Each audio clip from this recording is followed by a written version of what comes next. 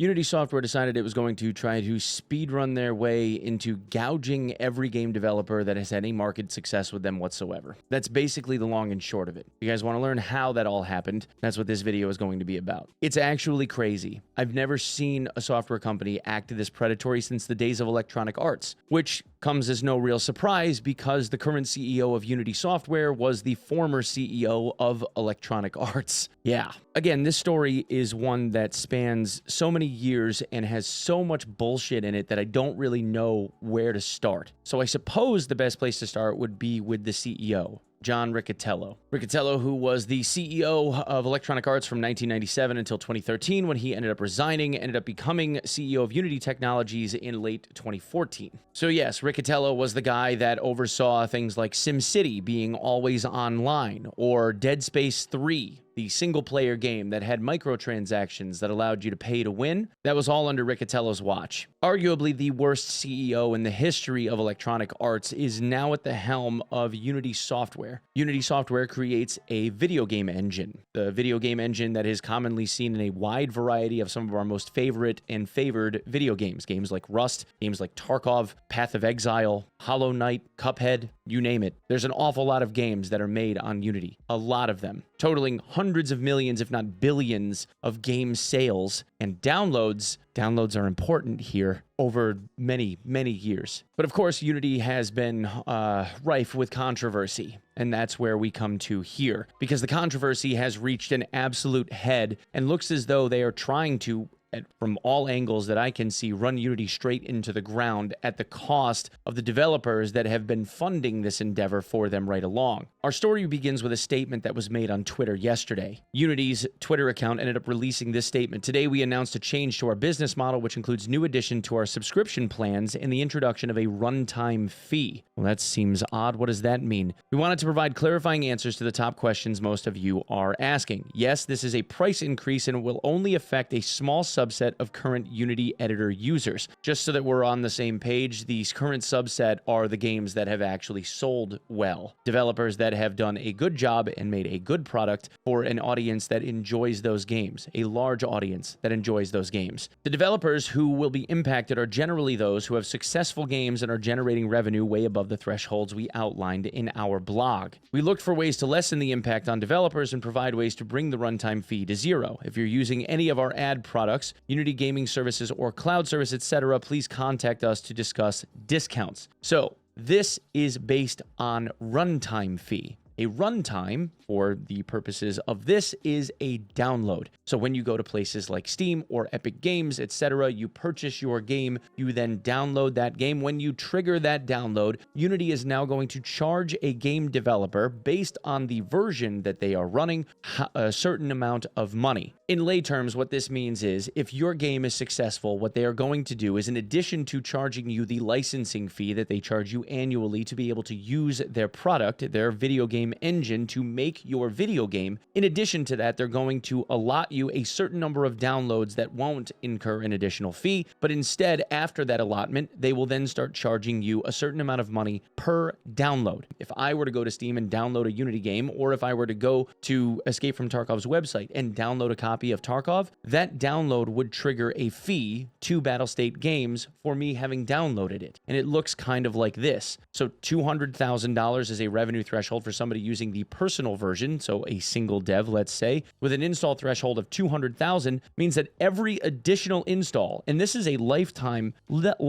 install amount, by the way. So if my game was markedly successful, like ever, 200,000 downloads ever means that if I made any money on this game in the last calendar year and I had a spike in popularity from one month to the next, that means that I'm paying fees. 200,000 lifetime ever. That means that in a standard month, if any additional downloads happen above this 200,000 lifetime, one download happens past that 200,000 in a given month, I pay 20 cents per install regardless of how many downloads I obtain. Just so that we're all on the same page here, that means that if somebody enjoys my game for a couple of hours and then they uninstall it to make room for a different game, let's say they got space limitations on their PC, they're playing on a budget, they remove the game, they install something else, they play that game, they then replace that game that they installed with my game again, so now we've got two installs. That means that I was charged 40 cents because they reinstalled their game a second time. or a third time, or a fourth time. 5 installs over the course of a day is $1, just because I ended up having people install that game, download that game more than once in the lifetime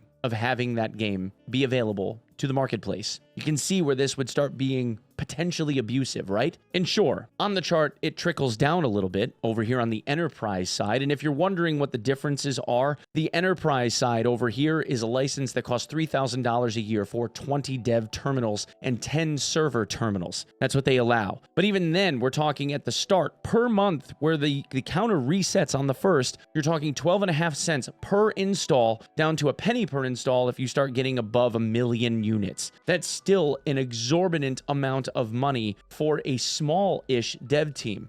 A small indie developer is considered to be less than, say, 150 devs. So BSG with 130-ish developers probably has to own 6 or so copies of the Enterprise Edition of Unity, $18,000 in annual fees, which they then are getting hit for additionally each month for installs of the game. Or even worse than that, what if you're a dev that makes free-to-play games on the marketplace? If you're a Path of Exile, or what's worse, what if you're a guy that just makes games for fun to put on your YouTube channel? What if you're the game developer Danny? What if you're this guy? Danny makes games that are just free. He gets YouTube views, so he develops games just for the sake of making videos about them. He does game dev for fun and obviously profit from views from his YouTube channel. But he's made good games like Muck or Crab Game. And if we look at this graphic that he outlined, he uses the personal version of Unity at 20 cents per install. If this were to be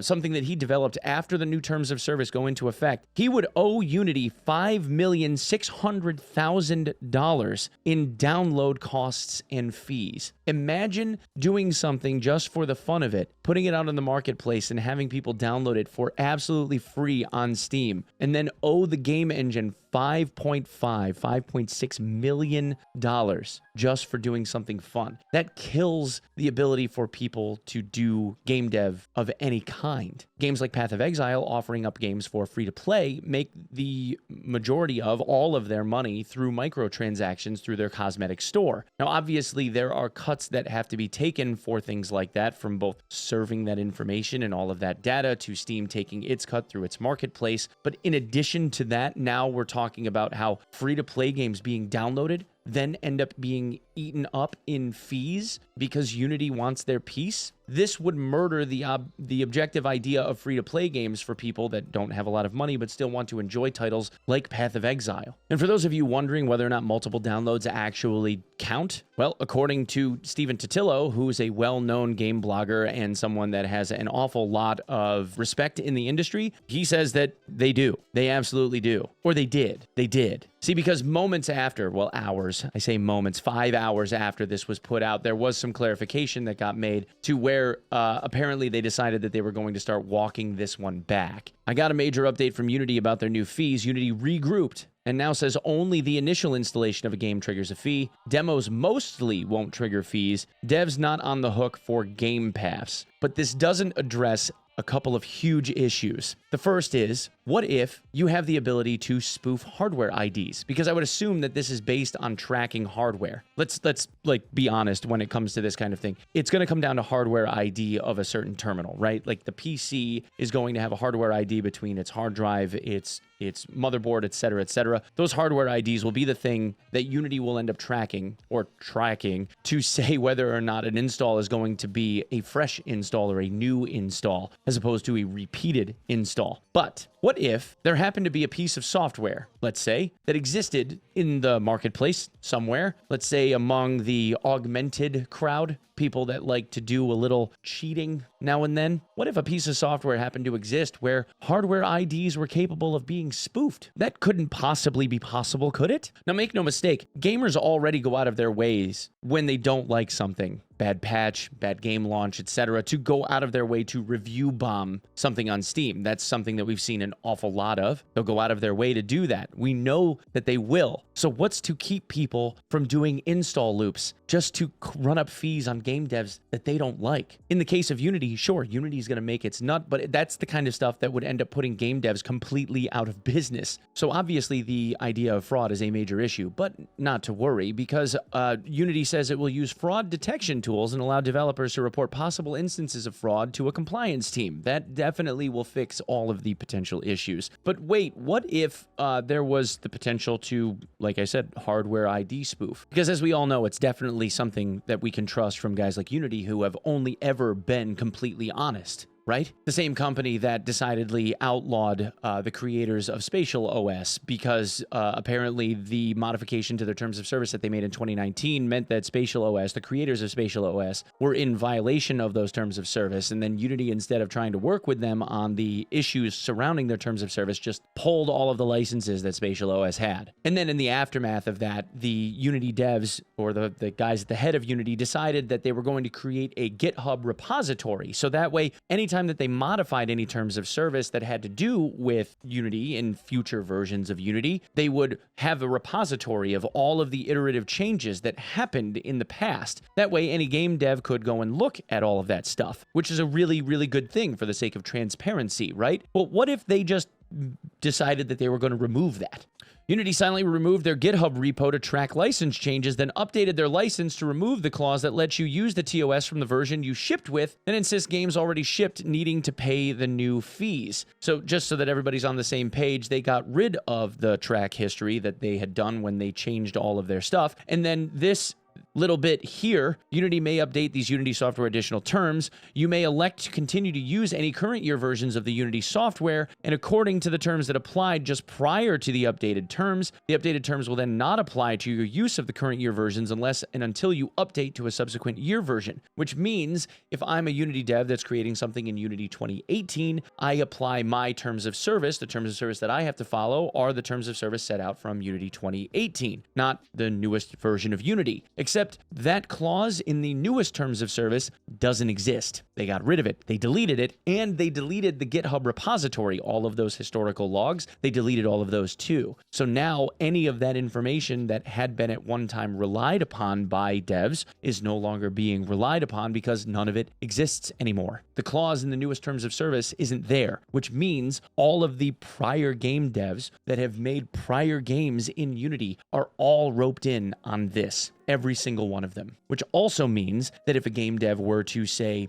sell their software to, say, Epic Games Store for the purpose of Epic Games to push out that game as a freebie, free download, or to Discord as a free download, those are all going the way of the dodo. Because no game dev, zero game devs will be okay with that. The moment that that happens, every single game download would end up being pushed onto the game dev creator who still retains the license and ends up having to pay ridiculous, exorbitant fees because if there's nothing that gamers love more, it's a free download of a halfway decent game. Here's a list of games, I got them on my phone here that I'm going to read you that happens to be involved in all of this. Genshin Impact, Honkai Star Rail, Pokemon Brilliant Diamond, Shining Pearl, Fate Go, Among Us, Fall Guys, Firewatch, the latest two Oddworld games, Battletoads, the 2020 remake, City Skylines, Elder Scrolls Legends, Cult of the Lamb, Marvel Snap, Rollerdrome, Ultra Kill, Dusk, Classic Doom,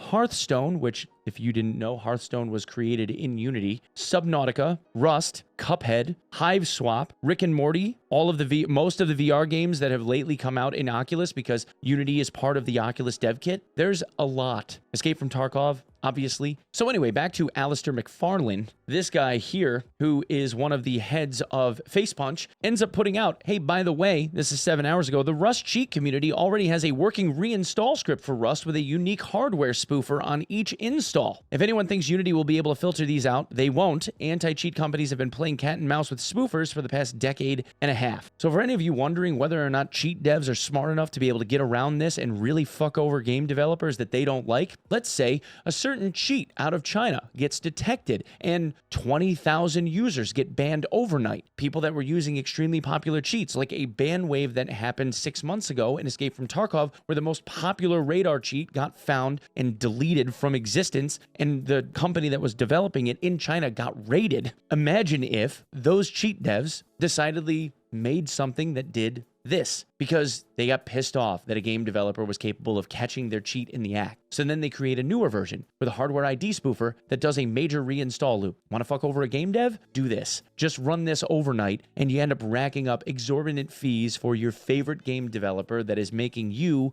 lose your ability to play your game because you're a shitty cheater. Or how about a second scenario? Game dev comes out with a bad patch, something that you don't like, and then you decide that you're just going to run a little reinstall script overnight for a week on 5 PCs, chilling at your house. You got them laying around, might as well just go the extra mile. Tell me that there aren't gamers out there that would be jaded and petty enough to do something like that because they feel pissed off that their game dev fucked them over. I guarantee you people out there like that exist. It is one thing to try to be a profitable company, a company that is able to make money off of the things that they provide to their consumer base, which in this case is game devs, successful ones. But in their share of taking what they're trying to take, there's no reason why they couldn't just increase their license cost, make stuff more expensive on the front end. That way game devs realize that there's going to be price increases on the licenses. They may not be happy, but they won't feel like they're being taken advantage of. In this case, it opens up a realm of possibilities for game devs to be completely fucked. And it's all at the hands of the CEO. It should then come as no surprise that in both 2012 and 2013, back-to-back world champions, the consumerists rated EA the worst company in America in both 2012 and 2013, when Riccitiello was the CEO, who subsequently ended up resigning as a result of poor profitability or whatever,